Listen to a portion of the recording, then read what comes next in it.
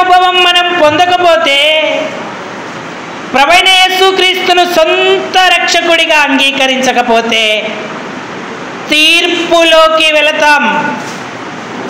రానున్న తీర్పు ఇదే. పాపములో పుట్టి పాపపు ఇష్టమైన క్రియల చేత జీవిస్తున్న మానవులందరికీ పాపము వలన వచ్చు జీతం మరణం ఉంది అన్నాడు. మరణం అంటే ఇహలోక సంబంధమైన మరణమే కాదు, మనం చనిపోయిన తర్వాత నరకాగ్ని అనే రెండవ మరణము ఉన్నది. ఎవరైతే దేవుని కుమారుని యందు విశ్వాసం ఉంచలేదో వారికి ఇంతకు ముందే తీర్పు తీర్చబడి ఉన్నది అన్నాడు. ఎవరైతే విశ్వాసం ఉంచారో వారు మరణములో నుండి జీవములోకి దాటుతూ ఉన్నారు. ఒకవేళ వారికి భౌతిక సంబంధమైన ఈ లోక మరణం సంభవిస్తుంది, అయినా సరే వారు రెండవ మరణమైన నిత్య నరకాగ్నిగుండంలో పడద్రోయబడరు. ఆ వేదనకర స్థలము నుంచి బయటపడతారు. పాపులను రక్షించుటకే క్రీస్తు యేసు ఈ లోకానికి వచ్చాడు. ఆయన మాట నువ్వు విని అంగీకరిస్తే నరకము ఎప్పటికీ నీకుండదు. ఆరని అగ్నిలో నువ్వు కాలవు. ఆయన మాట వినకుండా ఉంటే ఒకానొక దినమున నీకు తీర్పు జరుగుతుంది. అప్పుడు నీవు నరకంలో పడద్రోయబడతావు. చాలామంది ఏమనుకుంటారంటే మరణించిన తర్వాత ఎవరైనా చూడవస్తారా? మన్ను మన్నులో కలిసిపోతుంది, దుమ్ము దుమ్ములో కలిసిపోతుంది, ఇక తర్వాత ఏమీ ఉండదు, నరకము స్వర్గము ఈ లోకంలోనే ఉంది అని వారికి వారు తృప్తిపరచబడుతూ ఉంటారు. కానీ దేవునితో యుగాయుగాలు ఉండడము నిత్య జీవమని, ఆరని అగ్నిలో యుగాయుగాలు కాలడం నిత్య నరకమని దేవుని యొక్క వాక్యం సెలవిస్తూ ఉంది. అంతేకాదు, మృతులు దేవుని కుమారుని శబ్దము విను గడియ వచ్చి ఉన్నది అన్నాడు. ఇప్పుడే వచ్చి ఉన్నది, దానిని వినువారు జీవింతురని మీతో నిశ్చయముగా చెప్పుచున్నాను అన్నాడు. యోహాను శుభవార్త 5వ అధ్యాయము 28, 29 వచనాలు సహాయం చేయండి. దీనికి ఆశ్చర్యపడకుడి, ఒక కాలము వచ్చుచున్నది, ఆ కాలాన సమాధులలో ఉన్న వారందరూ ఆయన శబ్దము విని మేలు చేసిన వారు జీవ పునరుద్ధానమునకును, కీడు చేసిన వారు ఆ తీర్పు పునరుద్ధానమునకు బయటకు. యేసునందు విశ్వాసముంచిన వారు తిరిగి లేస్తారు, యేసునందు విశ్వాసముంచని వారు కూడా తిరిగి లేస్తారు. మేలు పునరుద్ధానానికి కీడు పునరుద్ధానానికి మధ్య 1000 సంవత్సరాల కాలం ఉంది. ఈ మేలు పునరుద్ధానములో ఎవరైతే తిరిగి లేస్తారో వారు పరిశుద్ధులు, వారు ధన్యులై ఉంటారు. రెండవ మరణమైన నిత్య నరకాగ్ని గుండానికి వారు వెళ్ళరు. ఆ రెండవ మరణం వీరి మీద అధికారము చేయదు అన్నాడు. ప్రకటన గ్రంథం 20వ అధ్యాయము, ప్రకటన గ్రంథం 20వ అధ్యాయము 5, 6 వచనాలు. ఆ 1000 సంవత్సరములు గడుచు వరకు కడమ మృతులు బ్రతకలేదు. ఇది మొదటి పునరుద్ధానం. లేక మేలు జీవ పునరుద్ధానం. ఈ జీవ పునరుద్ధానములో పాలు పొందువారు ధన్యులను, పరిశుద్ధులునై ఉందురు. ఇట్టి వారి మీద రెండవ మరణమునకు అధికారము లేదు. వీరు దేవునికిని క్రీస్తునకు యాజకులై క్రీస్తుతో కూడా 1000 సంవత్సరములు రాజ్యము చేయుదురు అన్నాడు. 1000 సంవత్సరాలు గడిచిన తర్వాత కీడు పునరుద్ధానము మరి జరుగుతూ ఉంది. యేసును అంగీకరించని వారందరూ తీర్పులోకి వస్తారు. వారందరూ నరకాగ్ని గుండంలో పాలు పొందుతారు. ఇది రెండవ మరణము అన్నాడు. 8వ వచనం చదవండి. 21వ అధ్యాయము ప్రకటన 21:8. పిరికి వారు, అవిశ్వాసులను, అసహ్యులను, నరహంతకులను, వ్యభిచారులను, మాంత్రికులను, విగ్రహారాధికులను, అబద్ధికులందరూ అగ్నిగంధకములతో మండు గుండములో పాలు పొందుదురు. ఇది రెండవ మరణము అన్నాడు. కాబట్టి నీవు మేలు పునరుద్ధానాన్ని పొందాలి, తీర్పు పునరుద్ధానాన్ని పొందకూడదు. కీడు పునరుద్ధానానికి నువ్వు వెళ్ళకూడదు. పాత నిబంధన గ్రంథంలో కూడా దానియేలుతో మృతులు దేవుని శబ్దము విను గడియ వస్తుంది, అప్పుడు సమాధులలో నిద్రించు అనేకులు మేలుకొందురు అన్నాడు. దానియేలు గ్రంథం 12వ అధ్యాయము 2వ వచనం. సమాధులు తెరవబడతాయి, సమాధులలో నిద్రిస్తున్న వారు మేల్కొంటారు. దానియేలు 12:2. సమాధులలో నిద్రించు అనేకులు మేలుకొనెదరు, కొందరేమో నిత్య జీవము మేలు పునరుద్ధానమును అనుభవించుటకును, కొందరు నిందా పాలగుటకును నిత్యముగా హేయులగుటకును మేలు పొందురు అన్నాడు. మరి అగ్నిగంధకములతో మండు గుండంలో వారు పడద్రోయబడతారు. అక్కడ అగ్ని ఆరదు, పురుగు చావదు అని దేవుని యొక్క వాక్యం సెలవిస్తూ ఉంది. మరణంతోనే మన జీవితం అయిపోతుందని మనం అనుకుంటాం, కానీ అక్కడే అసలైన జీవితం ఆరంభమవుతుంది. నీవు దేవునితో పాటు యుగాయుగాలు ఉండడానికి తిరిగి లేస్తావా, లేక నరకంలో యుగయుగాలు కాలడానికి తిరిగి లేస్తావా? మేలు పునరుద్ధానానికి వెళతావా, కీడు పునరుద్ధానానికి వెళతావా? మన చేతుల్లోనే ఉంది. ఈ 70-80 సంవత్సరాల కాలంలో నీవు జీవించుచున్న ఈ దినాల మధ్య ప్రభువుని నువ్వు అంగీకరిస్తే, ఆయన మాట విని పాపక్షమాపణ పొందితే, యేసు రక్తం చేత కడగబడితే నువ్వు ధన్యుడవవుతావు. రక్షణ లభించిన నీవు మేలు పునరుద్ధానికి వెళతావు. రక్షణ లేకపోతే నిత్య నాశనానికి, నరకానికి వెళతావు. ఎందుకంటే సమయం ఎవ్వరికీ లేదు. దేవుడిచ్చిన ఆయుష్కాలం ఉండగానే మనం ప్రభువును అంగీకరించి ఆయన మాట విని నిత్య జీవాన్ని పొందాలి. నేను పాపిని ప్రభువాన్ని ఒప్పుకోవాలి. అప్పుడు మనం మేలు పునరుద్ధానాన్ని పొందుతాం. దేవుని యొక్క ఏర్పాటును నెరవేర్చుకునేటువంటి వారం అవుతాం. నిజంగా ఎంత ఆశ్చర్యం! ఇద్దరి సాక్ష్యాలు ఒకే సమయములో మనం వినడం, వారు చేసిన పనులు, ప్రభువులోకి వారు రావడం, మాదిరికరమైన వారి జీవితం మన చెవులలో పడడం ఎంత ధన్యకరం! భర్త 1 నెల వెళ్ళిపోతే భార్య కొన్ని సంవత్సరాల తర్వాత వెళ్ళిపోతుంది, లేదా ముందు భార్య వెళ్ళిపోతే తర్వాత భర్త వెళ్ళిపోతాడు.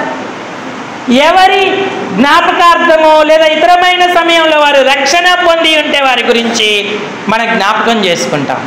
కానీ ఈ తరుణంలో భార్యాభర్తలు ఇరువురు రక్షణ పొంది, ఇరువురు సేవలో మాదిరిగా ఉండి, ప్రార్థనా పరులై ఉండి, వారి గృహాన్ని, పిల్లలను తీర్చిదిద్దడమే కాదు, సంఘానికి పునాదులుగా సమర్పణ కలిగిన వారిగా ఉండి, ఈనాడు వారి సాక్ష్యాలు ఎంతమందిని ప్రభావితం చేశాయో మనం వింటూ ఉన్నాం. ఇదంతా ధన్యకరమైనటువంటి విషయం. కాబట్టి నువ్వు రక్షణ లేకుండా ఈ లోకాన్ని విడిచిపెట్టకూడదు. ప్రభువును సొంత రక్షకుడిగా అంగీకరించు, పాపక్షమాపణ పొందు. అప్పుడు నువ్వు ధన్యుడవు, ధన్యురాలువు అవుతావు. దేవుణ్ణి అంగీకరించిన వారందరూ కూడా ఎంతో మెలకువగా మన యాత్ర ముగించేదానికైనా ప్రభు యొక్క రాకడ కొరకైనా చక్కగా సిద్ధపడేటువంటి వారుగా ఉండాలి. ఎందుకంటే ఈ లోకం ఎంతో భయంకరం. మన విశ్వాస జీవితాన్ని భ్రష్టపరచడానికి సాతాను ప్రయత్నిస్తున్నాడు. యూదా మతస్థులు, వాక్యాన్ని బాగా ఎరిగిన వారు, పరిసయ్యులు, శాస్త్రులు, నిష్ఠ కలిగిన వారమనుకున్న వారు సైతం అసలైన సత్యం మీద తమ జీవితాన్ని కట్టుకొనక, ప్రభువునందు విశ్వాసముంచక అక్షరార్థంగా బ్రతికితే దేవుని రాజ్యానికి వెళతామనుకున్నారు. నామార్థకంగా ఉంటే ధన్యులమవుతామనుకున్నారు. కానీ ప్రభువైన యేసుక్రీస్తు వారు స్వయంగా వారిని గద్దించాడు, హెచ్చరిక చేశాడు. ఓ శాస్త్రులారా, పరిసయ్యులారా, ఏంటి మీరు ఇలా ఉన్నారు అని వారి గురించి బాధపడతా ఉన్నాడు. మత్తయి శుభవార్త 23వ అధ్యాయము 27వ వచనం చదవండి. అయ్యో వేషధారులైనటువంటి శాస్త్రులారా, పరిసయ్యులారా, మీరు సున్నము కొట్టిన సమాధులను పోలి ఉన్నారు. అవి వెలుపల శృంగారముగా అగుపడును గాని లోపల చచ్చిన వారి ఎముకలతోనూ సమస్త కల్మషముతో నిండి ఉన్నవి. నామార్థక క్రైస్తవ జీవితం సున్నము కొట్టిన సమాధితో సమానము అన్నాడు. బయటికి బాగానే ఉన్నాము కానీ ఆత్మీయ జీవితంలో సిద్ధపాటు, దేవుడు ఆశించిన విశ్వాస పరిశుద్ధత, ప్రార్థనా జీవితాలను అభివృద్ధి పొందుకుంటున్నామా? బలపడుతున్నామా? 28వ వచనం, అలాగే వెలుపల మనుషులకు నీతిమంతులుగా కనబడుతున్నారు కానీ లోపల వేషధారణతోనూ అక్రమముతోనూ నిండి ఉన్నారు. అయ్యో వేషధారులైన శాస్త్రులారా, పరిసయ్యులారా, లేదా వారి పితరుల సమాధులను కట్టించుచు నీతిమంతుల గోరీలను శృంగారించుచు. మనం మన పితరుల దినాలలో ఉండిన ఎడలా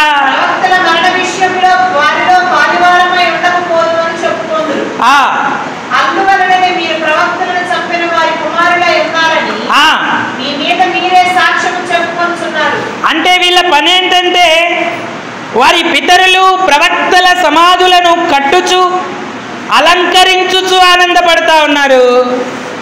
వారిని శాస్త్రులారా, పరిసయ్యులారా అని ప్రభువు గద్దిస్తా ఉన్నాడు. అక్రమమును విడిచి పవిత్రతను కలిగి ప్రభు రాకడ కొరకు ఎదురు చూడండి అంటూ ఉన్నాడు. ఈ లోకంలో నేడున్నటువంటి పరిస్థితుల్లో ఐగుప్తుతో ఏమాత్రం లేదా లోకముతో ఏమాత్రం సంబంధం లేకుండా వాగ్దాన దేశము గురించిన విశ్వాస నిరీక్షణ కలిగిన వారు మృతి నొందితే వారు జీవ పునరుద్ధానానికి వెళతారు. రక్షించబడి దేవుని బిడలమైన మనం ఇహ సంబంధమైన విషయాలనే మనస్కరిస్తున్నామా, లేదా పర సంబంధమైన విషయాల మీద దృష్టి పెడతా ఉన్నామా? ఒక గొప్ప వ్యక్తి ఉన్నాడు. ఇంగ్లాండ్లో హోలీ ట్రినిటీ చర్చి అనే ఒక చర్చిలో అతడు ముఖ్య సభ్యుడు. ప్రపంచం అంతటికీ కూడా ఎరికై పేరు ప్రఖ్యాతాలు సంపాదించినటువంటి వ్యక్తి ఆయన. ఆ ట్రినిటీ చర్చిలో, హోలీ ట్రినిటీ చర్చిలో పాస్టర్ గారు వాక్యం చెప్పినప్పుడు బాప్తిస్మానికి సిద్ధపడ్డాడు. వారి చర్చిలోనే ఉన్నటువంటి బాప్తిస్మా ట్యాంకులో అతనికి బాప్తిస్మం ఇస్తున్నప్పుడు ఆయనకు కొన్ని మాటలు చెప్పబడ్డాయి. ఇదిగో నువ్వు లోకానికి చనిపోయావు, ఇక్కడ సమాధి చేయబడుతున్నావు, నీవు ఇక్కడ నుంచే పునరుద్ధారుడవై తిరిగి లేస్తావని ఆ వ్యక్తితో పాస్టర్ గారు మాట్లాడుతున్నారు. ఆయన ఉద్దేశం ఏంటంటే, నాయనా నువ్వు లోకానికి చచ్చిపోయావు, ఇక్కడ నుండి దేవుని కొరకు జీవించు, అప్పుడు ప్రభు వచ్చినప్పుడు నిన్ను లేపుతాడు అని ఆయన ఉద్దేశం.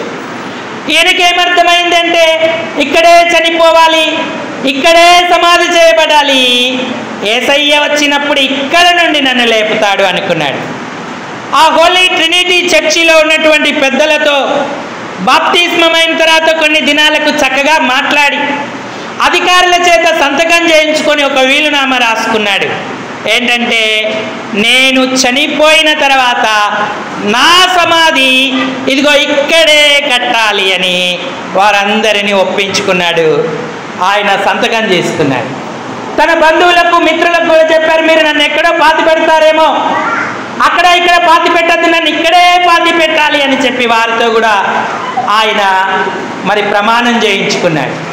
ఆ తర్వాత ఏం చేశాడంటే, తర్వాత వచ్చే సభ్యులు సంఘంలో పెరిగి నాకంటే ఎక్కువ గొప్పవారు అవుతారేమో, తర్వాత నా సమాధిని తవ్వి నా ఎముకలు కూడా తీసేసి పడేస్తారేమోనని ఆలోచన చేసి ఆయన ఒక వీలునామాలో ఆ చర్చికి ఏం రాసిచ్చాడంటే, నా సమాధిని ఎవ్వరూ ముట్టొద్దు, నన్నెవ్వరూ కూడా, నా ఎముకలు కూడా ఎవరు తాకొద్దు, ఎన్నాళ్ళైనా సరే నా సమాధి ఇక్కడే ఉండాలని కోరుకున్నాడు. ఇంగ్లాండ్లో హోలీ ట్రినిటీ చర్చిలో ఆయన సమాధి ఎక్కడుందంటే ఫుల్పీట్కు దగ్గరలో ఉంది. ఫుల్పీట్ దగ్గరే ఆయన సమాధి కట్టబడి ఉంది. ఆ సమాధి మీద ఒక కవిత్వం కూడా రాశాడు ఆయన, గొప్ప మరి రచయిత కవి. ఓ నా మంచి స్నేహితుడా, యేసుక్రీస్తు నామమును బట్టి నువ్వు నాకు ప్రమాణం చేయి, ఈ సమాధి ఈ రాళ్లను త్రాకని వాడెవడో ధన్యుడు, నా ఎముకలను ముట్టువాడెవడో వాడు శాపగ్రస్తుడవునుగాక అని ఆ సమాధి రాళ్ల మీద దాన్ని రాయించి పెట్టారు. మీరు కావాలంటే గూగుల్లో కూడా సెర్చ్ చేసి చూడండి, ఇంగ్లీష్లో ఆ మాట రాయబడి ఉంటుంది. ఆయన ఎవరో కాదు, విలియం షేక్స్పియర్ అనేటువంటి గొప్ప రచయిత. ఇప్పటికీ ఆ సమాధి అక్కడే ఉన్నది. ఈయన కంటే గొప్పవారు విశ్వాసులు. ఆయన లోకపరంగా లోకరీతిగా అది కోరుకున్నాడు. నిజంగా సమాధి కావాలనుకుంటే ఐగుప్తులో యోసేపు ఎంతో గొప్ప సమాధి వారు కట్టేవారు ఆయనకి. యోసేపు విశ్వాసము కలిగి మృతి పొందాడు. హెబ్రీ పత్రికలో మనం చదువుకున్నాం, మేము పరదేశులము యాత్రీకులమునై ఉన్నామని ఒప్పుకొని. 13వ వచనం చదవండి, హెబ్రీ 11:13. వీరందరూ ఆ వాగ్దాన ఫలం అనుభవింపకపోయినను దూరము నుండి చూచి వందనము చేసి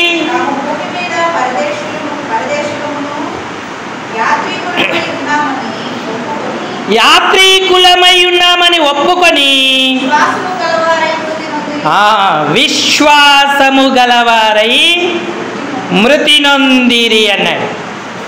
అబ్రహాము, యాకోబు, ఇస్సాకు విశ్వాస వీరుల జాబితాలో ఉన్న యోసేపు విశ్వాసము కలిగి మృతి పొందాడు. ఇతను తన మరణము గురించి ముందుగానే తన పిల్లలతో చెప్పుకున్నాడు, తన అన్నదమ్ములతో చెప్పుకున్నాడు. ఆదికాండం 50వ అధ్యాయము, ఆదికాండం 50వ అధ్యాయం 25వ వచనం, 24 నుంచి చదవండి. యోసేపు తన సహోదరులను చూచి నేను చనిపోవచ్చున్నాను, దేవుడు నిశ్చయముగా మిమ్మల్ని చూడవచ్చి ఈ దేశములో నుండి తాను అబ్రహాము, ఇస్సాకు, యాకోబులతో ప్రమాణం చేసి ఇచ్చిన దేశమునకు, తాను అబ్రహాము, ఇస్సాకు, యాకోబులతో ప్రమాణము చేసి ఇచ్చిన దేశమునకు మిమ్మును తీసుకొని పోవునని చెప్పెను. మరియు యోసేపు మరియు దేవుడు నిశ్చయముగా మిమ్మును చూడవచ్చును. అప్పుడు మీరు నా ఎముకలను ఇక్కడ నుండి తీసుకొని పోవాలని నా ఎముకలను మీరు ఇక్కడ నుండి తీసుకొని పోవాలనని చెప్పి ఇశ్రాయేలు కుమారుల చేత ప్రమాణము చేయించుకొనెను అన్నాడు. 17 సంవత్సరాలు తండ్రి దగ్గరే పెరిగాడు. 13 సంవత్సరాలు అన్యజనుల మధ్య ఎన్నో శ్రమలు అనుభవించాడు. 80 సంవత్సరాలు ప్రధానమంత్రిగా ఐగుప్తులో రాజు తర్వాత రాజుగా ఆయన బ్రతికాడు. 110 సంవత్సరాల వయసులో అతడు మృతి పొందాడు యోసేపు. అన్నదమ్ములందరినీ ఐగుప్తుకు పిలిపించుకున్నాడు. రూబేను, షిమ్యోను, లేవి అతని సహోదరులందరితో ఈ మాట చెప్పాడు, నేను చనిపోవచ్చున్నాను. నేను చనిపోయిన తర్వాత దేవుడు మిమ్మల్ని తప్పక చూడవస్తాడు. ఐగుప్తులో నా ఎముకలను ఉంచొద్దు, నా ఎముకలను తీసుకొని వాగ్దాత్త దేశానికి వెళ్ళండి అని వారితో ప్రమాణం చేయించుకున్నాడు. అన్నదమ్ములు ఆ సమయానికి ఎక్కువ మంది ఉన్నారో లేదో కానీ లేవి మాత్రం ఉన్నాడు. అతని వయస్సు 137 సంవత్సరాలు. ఆ సమయంలో అతడు మృతి పొందాడు. లేవి కుమారుడైన మోషేకు ఈ బాధ్యత ఒకరి తర్వాత ఒకరు అప్పగించుకున్నారు. ఇశ్రాయేలీయుల నిర్గమం యోసేపు చనిపోయిన తర్వాత 279 సంవత్సరాలకు సంభవించింది. అప్పటి వరకు కూడా సమాధి కట్టబడలేదు. అంటే ఏదో చూచాయిగా ఉన్న సమాధే తప్ప ఆ సమాధిని అలంకరించలేదు, గొప్ప చేయలేదు. ఐగుప్తీయులు సమాధులు ఎంతో వైభవముగా కడతారు. ప్రపంచములో 7 వింతలలో ఒక వింత పిరమిడ్స్. సమాధులే ఐగుప్తులు ఏలిన రాజుల సమాధులు ఎంతో అద్భుతంగా నిర్మిస్తారు. యోసేపు 80 సంవత్సరాలు ప్రధానమంత్రిగా ఉన్నాడు. ఆయన కట్టమంటే వారు ఎంతో అద్భుతమైన సమాధి యోసేపుకు కట్టేవాడు. కానీ యోసేపు ఏమి యోచించాడంటే, ఈ లోకమనే ఐగుప్తుతో నాకు సంబంధం ఉండకూడదు, కనీసం నా ఎముకలకు మాంసానికి కూడా సంబంధం ఉండకూడదు, వాగ్దాత్త దేశానికే సంబంధం ఉండాలని విశ్వాసము కలిగి తన అన్నదమ్ములకు చెప్పి ఆయన మరణించాడు. దేవుడు యోసేపును గణపరిచాడు. ఎవ్వరూ ఆ ప్రమాణాన్ని మర్చిపోలేదు. మోషేకు ఆ ఎముకలు అప్పగింపబడ్డాయి. నిర్గమాకాండం 13వ అధ్యాయం 19వ వచనం. నిర్గమాకాండం 13వ అధ్యాయం. మరియు మోషే యోసేపు ఎముకలను తీసుకొని వచ్చెను. అతడు దేవుడు నిశ్చయముగా దర్శనమిచ్చును. అప్పుడు మీరు నా ఎముకలను ఇక్కడ నుండి తీసుకొని పోవాలనని ఇశ్రాయేలీయుల చేత రూఢిగా ప్రమాణము చేయించుకొనెను. ఇప్పుడు ఆ ఎముకలను ఇశ్రాయేలీయులు నిర్గమం అరణ్యయాత్రలో సాగుతూ ఉంటే ఆ ఎముకలు కూడా ప్రయాణం చేశాయి వాగ్దాత్త దేశానికి. ఐగుప్తులో ఒక్క డెక్క కూడా విడవబడలేదు. సమాధిని తెరిచి ఆ ఎముకలు తీసుకొని ఇశ్రాయేలీయులు బయలుదేరారు. మోషే చేతిలో ఎముకలు ఉన్నాయి కానీ మోషే వాగ్దాత్త దేశానికి వెళ్ళలేదు. ఆ ఎముకలను యెహోషువకు మోషే అప్పగించాడు. యెహోషువ ఆ వాగ్దాత్త దేశాన్ని అంతా స్వతంత్రించుకొని అందరికీ స్వాస్థ్యాలు పంచి ఇచ్చిన తర్వాత ఆ ఎముకలను మనష్షేకు ఇచ్చినటువంటి ఆ స్థలములో తన తండ్రి అయిన యాకోబు యొక్క సమాధి ప్రక్కన ఆ ఎముకలను తిరిగి పాతిపెట్టాడు. యెహోషువ గ్రంథం 24వ అధ్యాయము 32వ వచనం. యెహోషువ గ్రంథం. ఐగుప్తులో నుండి వచ్చిన ఐగుప్తులో నుండి తెచ్చిన యోసేపు ఎముకలను షెకెములో అనగా యాకోబు 100 వరహాలకు ఆమోరు కుమారుల యొద్ద కొనిన చేని భాగములో వారు పాతి పెట్టిరి. అవి యోసేపు పుత్రులకు ఒక స్వాస్థ్యముగా ఉండేను అన్నాడు. పితరుల దేశానికి చేర్చబడ్డాడు, పితరుల ప్రక్కన చేర్చబడ్డాడు. వాగ్దాత్త దేశంలో తన ఎముకలను ఆయన మరి పాతి పెట్టుకున్నట్టుగా చూస్తూ ఉన్నాం. యెహోషువ 24వ అధ్యాయంలో ఇశ్రాయేలీలందరినీ యెహోషువ ఆ షెకెములోయకు పిలిపించాడు.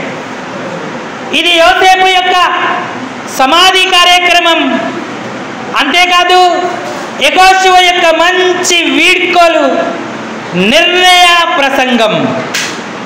అక్కడ ఆయన ఎన్నో విషయాలు బోధించి చివరికి ఏమన్నాడంటే, నేనును నా ఇంటి వారలు యెహోవానే సేవించేదము అన్నాడు. యోసేపు ఎముకలు విశ్వాసాన్ని బట్టి వాగ్దాత్త దేశంలోకి ప్రవేశపెట్టబడ్డాయి. హెబ్రీ పత్రిక 11వ అధ్యాయము 22వ వచనం. యోసేపు తనకు అవసాన కాలము సమీపించినప్పుడు విశ్వాసమును బట్టి ఇశ్రాయేలు కుమారుల నిర్గమనమును గురించి ప్రశంసించి తన శల్యములను గూర్చి వారికి ఆజ్ఞాపించెను అన్నాడు. అందుకే విశ్వాస వీరుల జాబితాలో యోసేపు యొక్క పేరు లిఖించబడింది. యోసేపు వాగ్దాత్త దేశానికి చేరాడు. విశ్వాసము గలవారై వారు మృతి పొందిరి అన్నాడు. పరిశుద్ధుల ఎముకలకు కూడా దేవుడు ఎంత విలువనిచ్చాడు.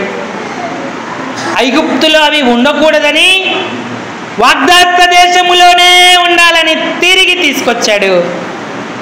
యోసేపు కుమారులకు స్వాస్థ్యముగా వాటిని ఇచ్చాడు.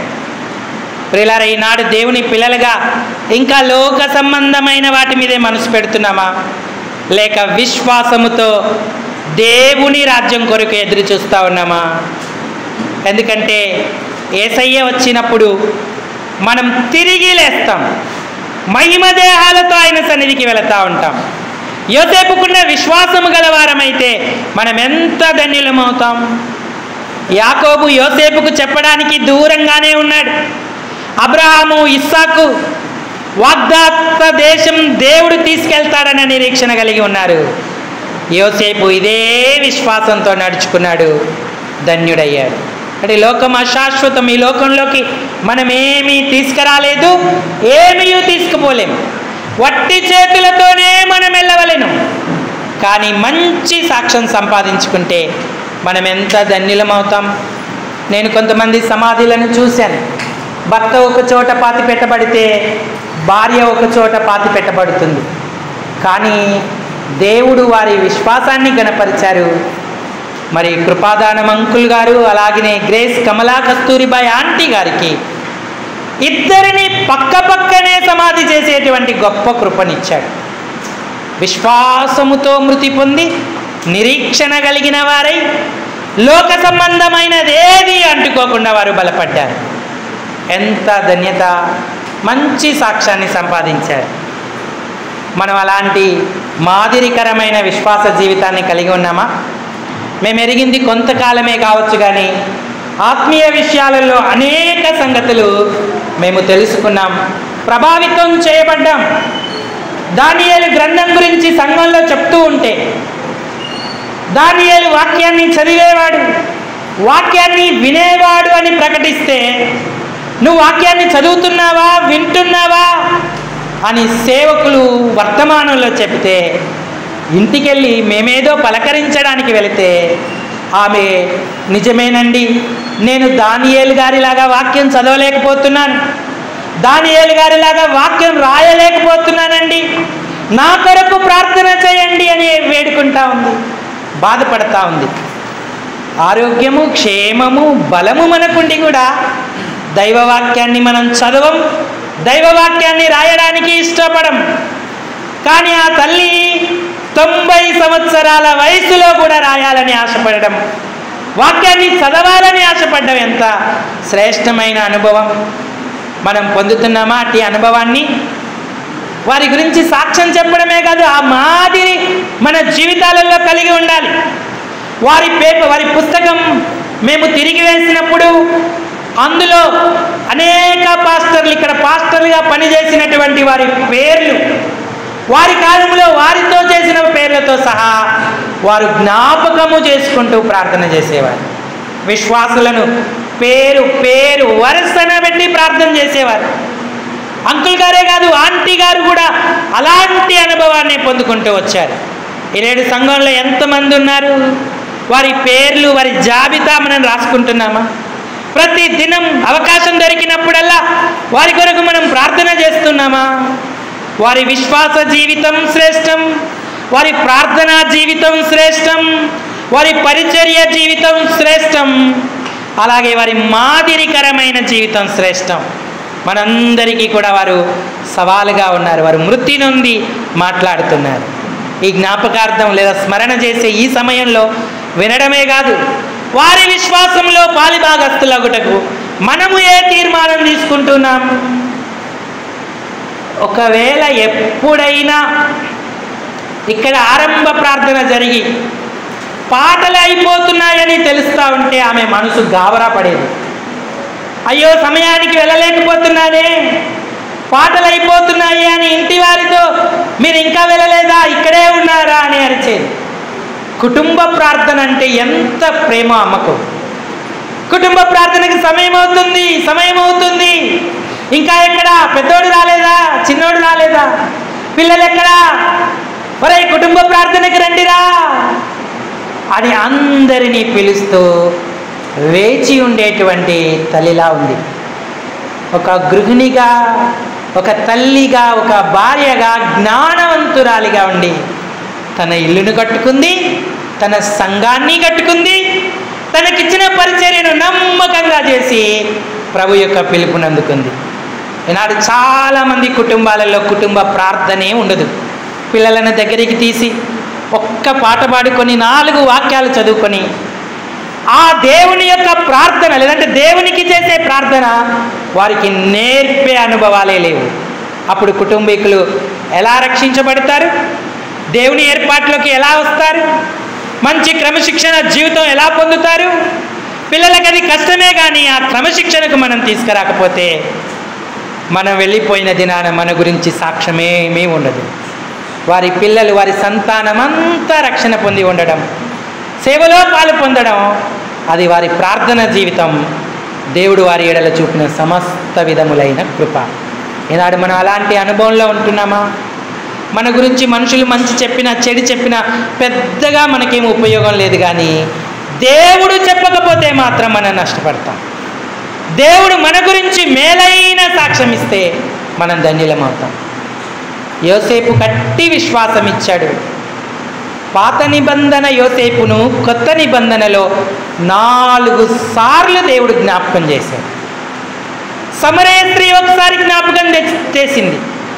మా పితరులైన యాకోబు, యోసేపులు ఈ బావి నీరు తాగారు, నువ్వు అంతకంటే గొప్పవాడివాని యేసు ప్రభు వారినే ఆమె అడిగింది. స్టెఫెను తన ప్రసంగములో యోసేపును గురించి ప్రస్తావించాడు. ప్రకటన గ్రంథంలో యోహాను యోసేపు గోత్రీకుల లెక్క, ఎంతమంది యోసేపు గోత్రీకులు ఆ నిత్య రాజ్యంలోకి వెళతారో రాశాడు. వాస్తవానికి యోసేపు గోత్రం లేదు. యోసేపు గోత్రానికి బదులుగా అతని పిల్లలైన ఎఫ్రాయిము అర్ధగోత్రాన్ని, మనుష్య అర్ధగోత్రాన్ని దేవుడు యాకోబుకు, ఇశ్రాయేలుకు ఇచ్చాడు. కానీ ప్రకటన గ్రంథంలో యోసేపు గోత్రము అని రాయబడి ఉంది. అంతగా దేవుడు యోసేపుని కనపరిచాడు. ఇక్కడే కాదు, పరలోకములో కూడా దంపతులు ఇరువురు నిత్యానందాన్ని, మంచి సాక్ష్యాన్ని పొందారు. ఒకానొక దినం ప్రభు రాకడలో మనమందరము మధ్యాకాశానికి వెళ్ళినప్పుడు చూస్తాం. కాబట్టి మన ఎముకలు, మన లోకం లేదంటే మనం ఈ లోక సంబంధితంగా ఉండకుండా దేవుని పిల్లలంగా ఉండాలి. ఐగుప్తులో ఒక్క డెక్క కూడా విడవబడదు అన్నాడు. లోకములో ఏది మనం విడిచిపెట్టకూడదు. ప్రభు రాకడ కొరకు మంచి విశ్వాసంతో జీవించాలి. చక్కని సాక్ష్యాన్ని పొందాలి. ఈ తలంపులను దేవుడు దీవించునుగాక. అందరూ తలలు వంచి కళ్ళు మూసుకోండి, మనం ప్రార్థన చేసుకుందాం.